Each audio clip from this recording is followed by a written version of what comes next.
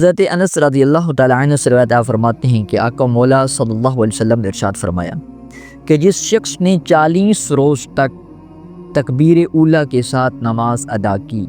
تو ان نمازوں کی وجہ سے اس کے لیے 2 چیزوں سے آزادی لکھ دی جاتی ہے۔ عرض کی گئی یا رسول اللہ صلی اللہ علیہ وسلم وہ کون سی 2 چیزیں ہیں؟ تو آمنہ کے لال فرماتے ہیں کہ ایک نفاق سے یعنی کہ منافقت سے اس کی آزادی لکھ دی جاتی ہے، دوسری آزادی میرے آقا نے فرمایا کہ جہنم سے، یعنی کہ جو شخص 40 روز تک نماز با جماعت ادا کرتا ہے، تکبیر اولیٰ کے ساتھ ادا کرتا رہتا ہے، تو آقا علیہ الصلوۃ والسلام اس کو خوشخبری سنا دے رہے ہیں کہ اے فلاں شخص تو سن لے کہ جو شخص روز تک نماز با جماعت ادا کرتا ہے تو اللہ تبارک و تعالیٰ اس کو جہنم سے بھی آزاد فرما دیتے ہیں اور اس کے لیے نفاق سے بھی آزادی لکھ دی جاتی ہے۔